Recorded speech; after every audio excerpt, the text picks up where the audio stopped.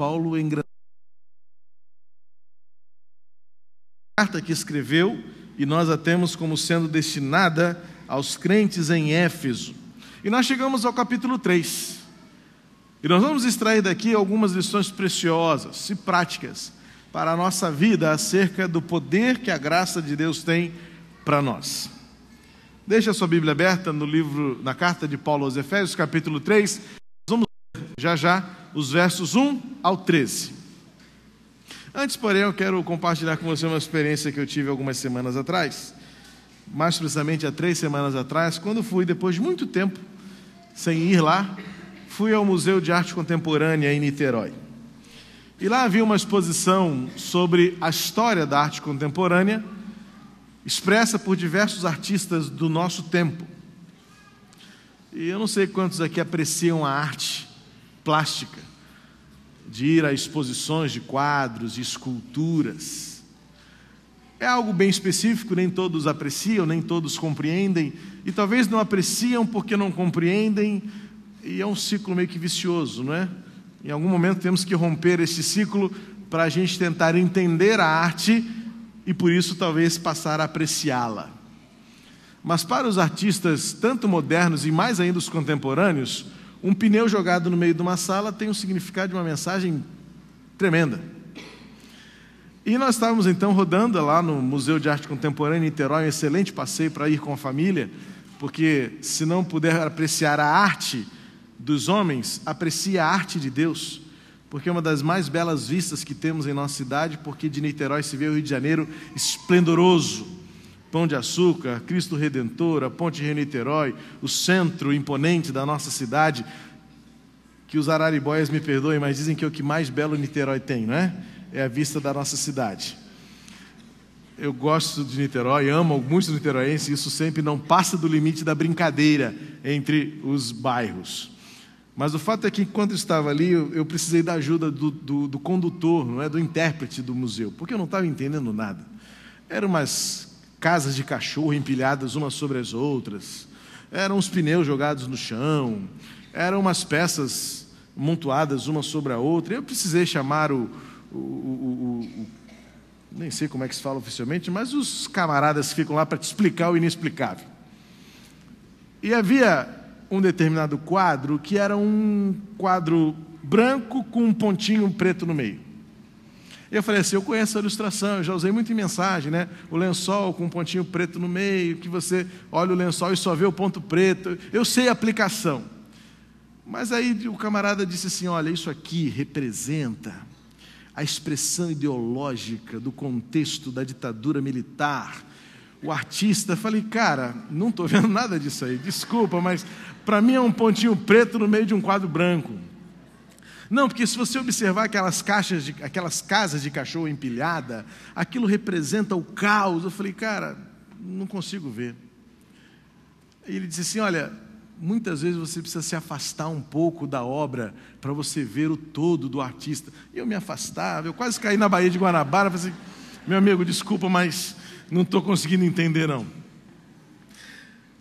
Ainda bem que na parte de baixo tinha uma exposição um pouco mais aprazível, colorida, de Lauro Miller, pinceladas no ar. Aí sim, aí eu gostei, até tirei várias fotos, coloquei no meu site.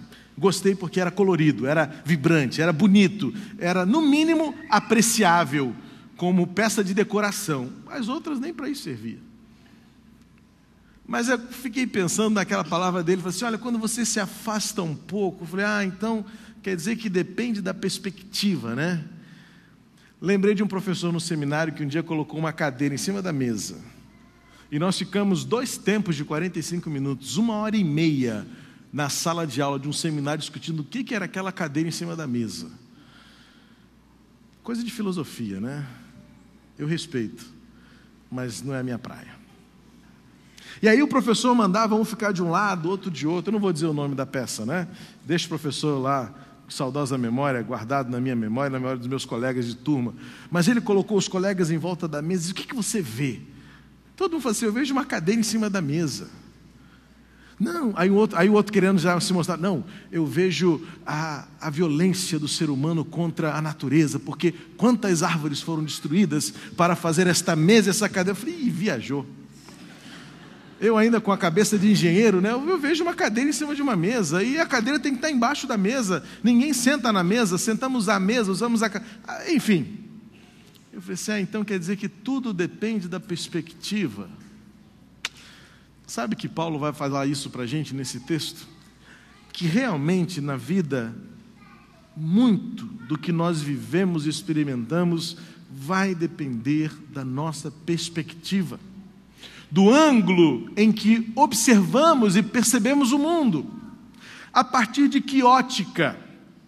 Uma das matérias que eu mais apreciava e gostava desde o segundo grau, na época era segundo grau, queridos, não era ensino médio, tá? Mas também não sou da época do colegial, não, aí já é da época de vocês. O Carlos até olha para o lado.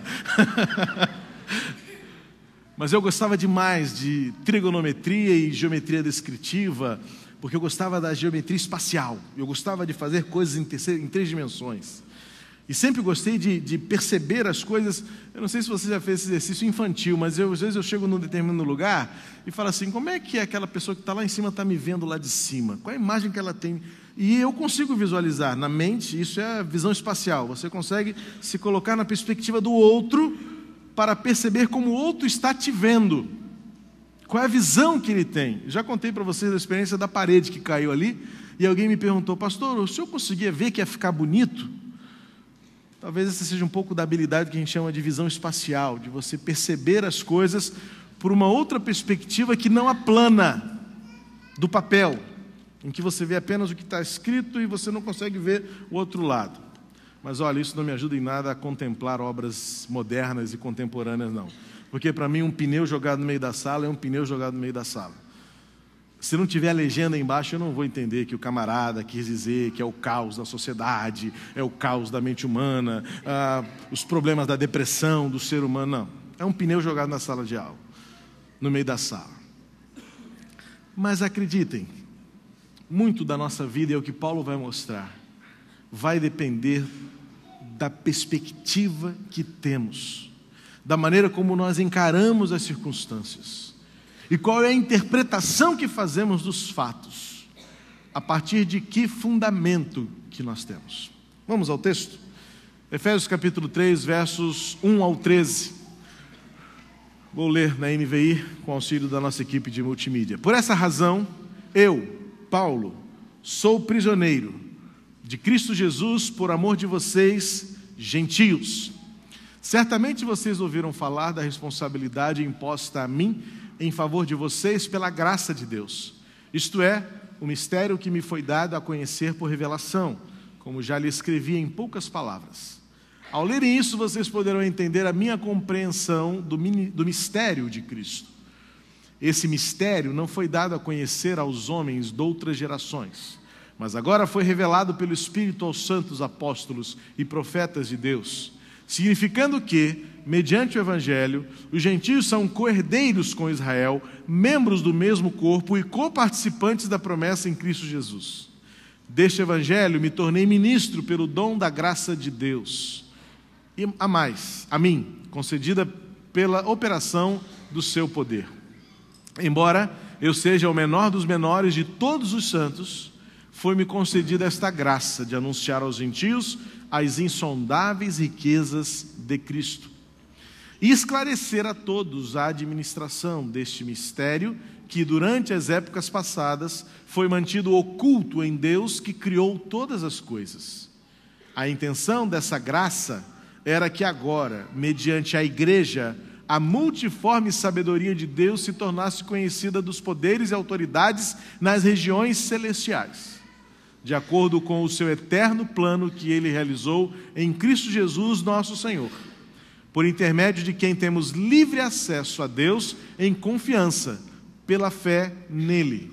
Portanto, peço-lhes que não desanimem por causa das minhas tribulações em seu favor, pois elas são uma glória para vocês.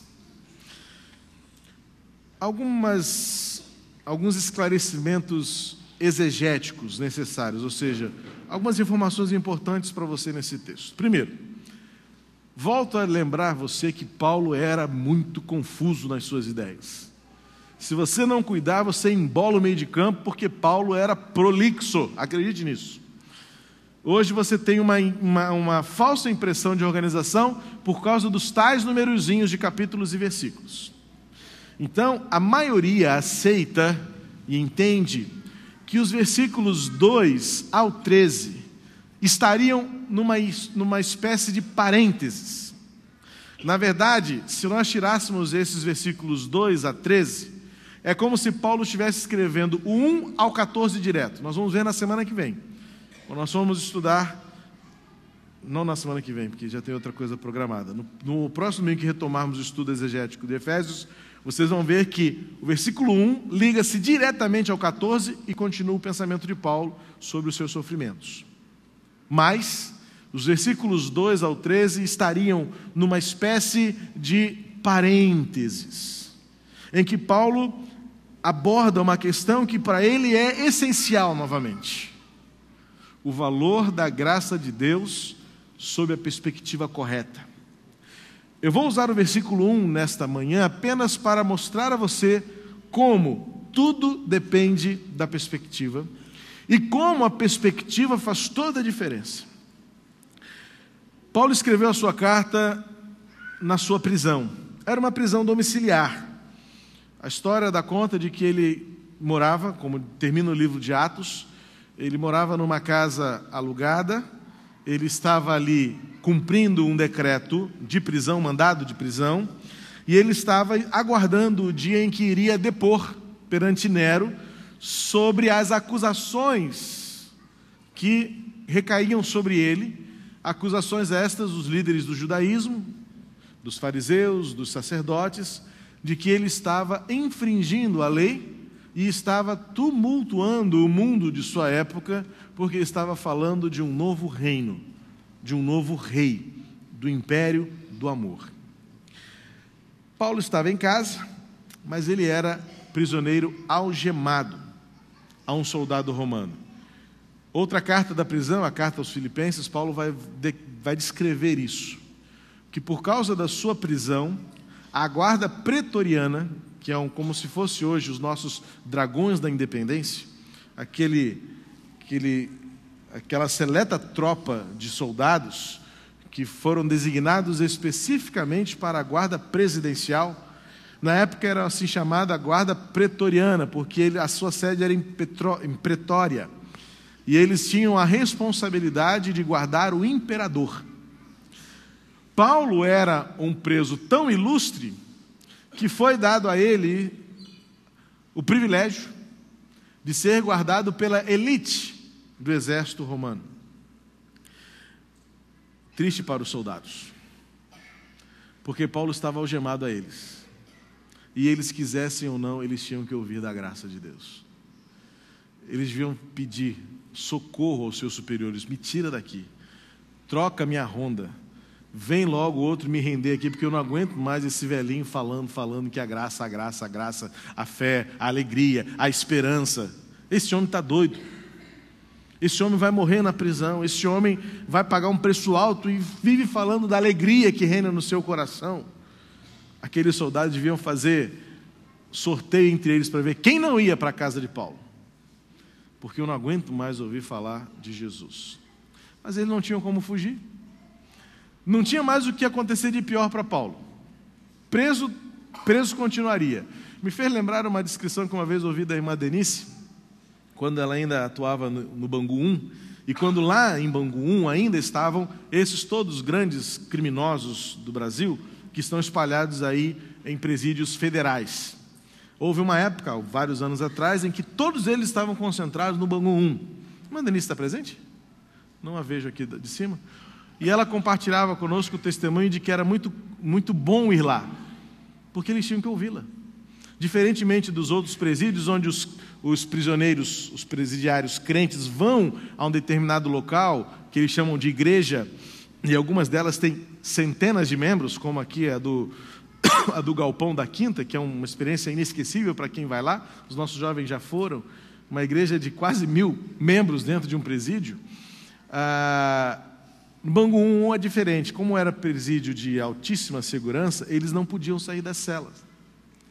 E a irmã Denise então chegava no corredor e começava a pregar de Jesus. Eles não tinham para onde fugir, E nessa história, Fernandinho Beiramar e tantos outros não poderão se apresentar diante de Deus dizendo que nunca ouviram falar de Jesus. Era assim com Paulo.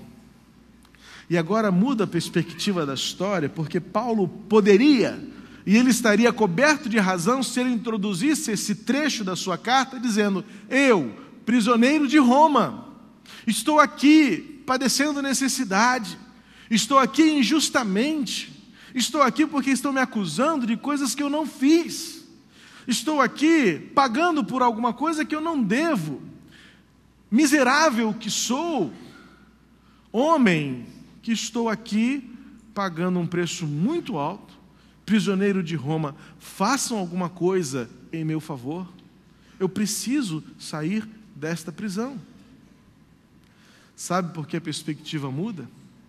Porque Paulo olha para as circunstâncias e diz assim: eu sou prisioneiro por Cristo.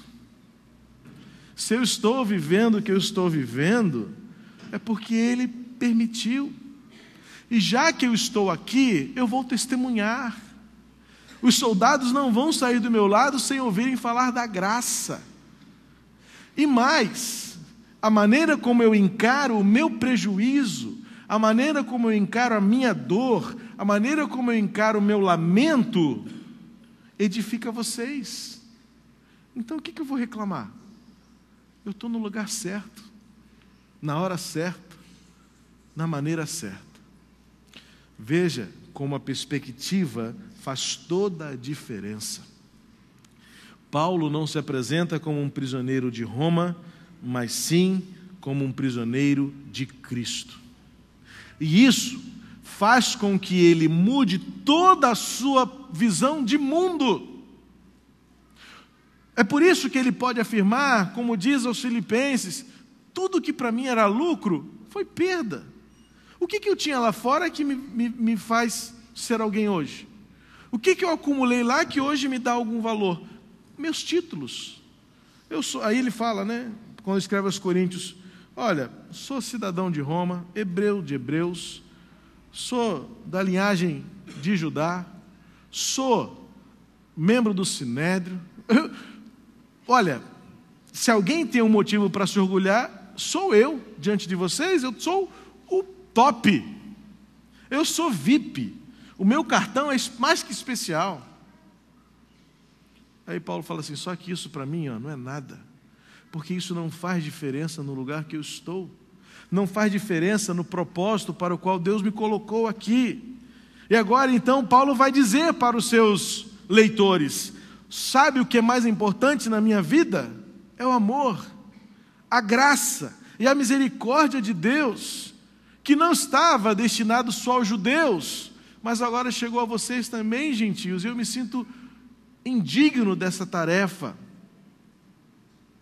O pecado fundamental daquela época, mas que infelizmente chega a nós hoje, é o pecado do menosprezo. Já vimos na semana passada como era difícil trabalhar as fronteiras do relacionamento quando imperava no meio daquele povo, daquela época, e herdamos isso, o menosprezo.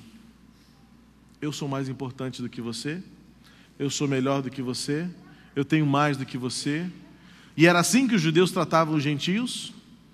Havia uma concepção equivocada, até hoje nós temos, e durante muito tempo isso se acumulou. Há um erro de interpretação do primeiro capítulo de João, quando João registra lá dizendo que ele veio para os seus, mas os seus não os reconheceram. E a todos os que o receberam, deu-lhes o direito de serem chamados filhos de Deus. A impressão que nos passa é que Deus faz com que a cerca que se estendem, lembra do domingo passado?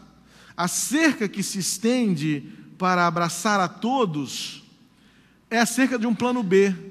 Não deu certo o primeiro plano.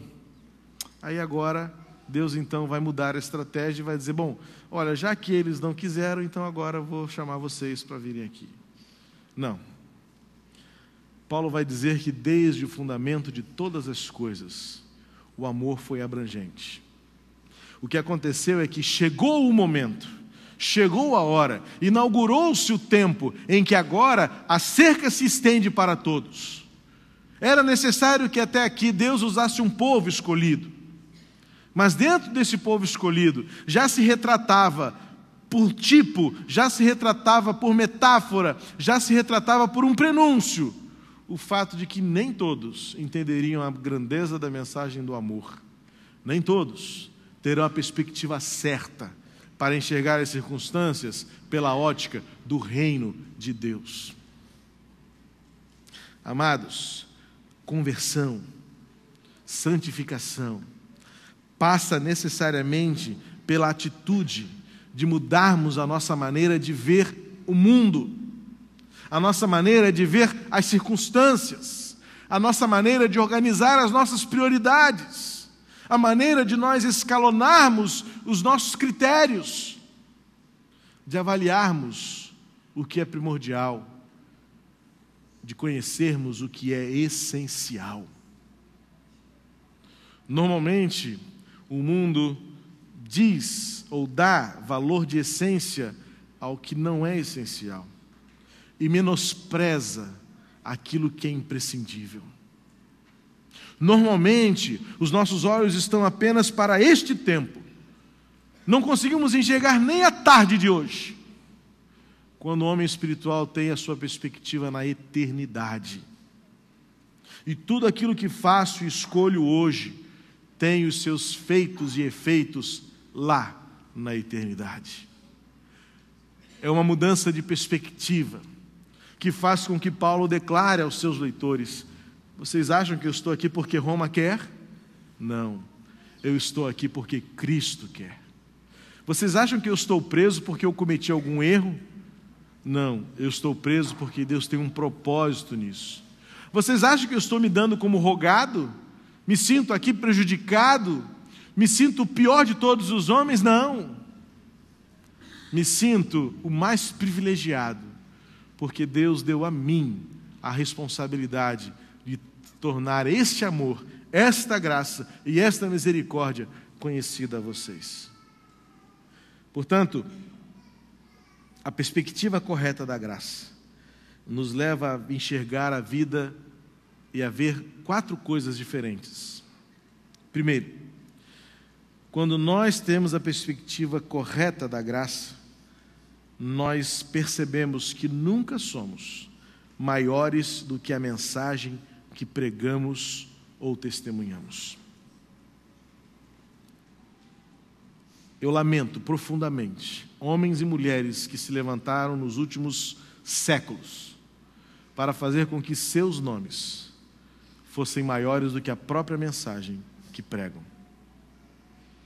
E que seus nomes e seus ministérios, ou seus ministérios levam seus nomes e nada tem a ver com o nome de Cristo. A perspectiva da graça é aquela que diz que eu diminua e que Cristo cresça.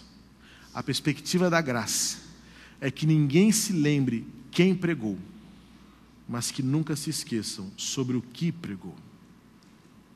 A perspectiva da graça é nunca elogiar pregadores, mas é agradecer a Deus pela chance de termos a nossa vida transformadas pela mensagem que foi pregada.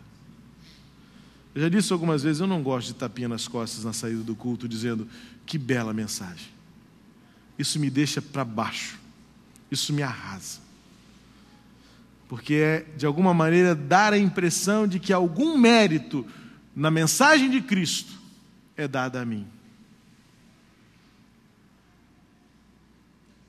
A perspectiva correta da graça é saber que nada somos, a não ser meros instrumentos para que Deus seja visto, para que Cristo seja exaltado, seja pelo meio das conquistas e vitórias, mas se for preciso, por meio das privações e prisões e sofrimentos. Porque, como eu gosto de dizer, mostramos quem realmente somos quando somos contrariados, quando perdemos, quando estamos na prisão. Prisioneiro de Cristo. Também a perspectiva correta da graça nos leva a ver que nós temos a responsabilidade, e não é uma responsabilidade, temos a responsabilidade intransferível de tornar esta mensagem visível, não apenas ouvida, mas visível. O desafio desta nova perspectiva é fazer e dizer como Paulo: quem sou eu? Quem é Apolo? Mas olhem para mim e vejam que eu sou imitador de Cristo. O desafio desta nova perspectiva da vida é fazer com que as pessoas, o mundo, a sociedade, olhe para nós e não veja o nosso cartão de visita, mas veja as marcas de Jesus. Vivemos numa sociedade que ainda herdou, há poucos anos atrás, talvez uma década atrás, o grande boom do tal marketing pessoal. Homens e mulheres preocupados com sua aparência, com seu linguajar, com sua postura, com sua apresentação, com regras protocolares, para que o seu valor fosse visto pela sua forma de ser, de se portar. A visão da graça, o apóstolo Paulo diz: ninguém me importune mais, Gálatas 6, pois trago em meu corpo as marcas de Jesus. Não somos apresentados por belos cartões de visita com títulos de doutores e academicismos. Somos apresentados e vistos pelo mundo no valor da graça, pelas marcas de Cristo na nossa vida, o fruto do Espírito, o temperamento de Jesus. Como diz Paulo aos Coríntios, a mente de Cristo em nós. A perspectiva correta da graça, em terceiro lugar, nos leva a ver que nós temos esta tarefa como sendo a mais gloriosa de todas. Nada é mais importante para nós do que tornar esta graça conhecida no seu trabalho, no seu convívio social, nos seus relacionamentos interpessoais, na sua carreira.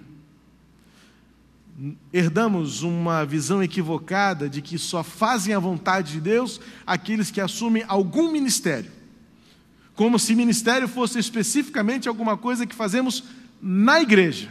E pior, quando falamos na igreja, limitamos isso a um espaço geográfico, territorial, estrutural, institucional.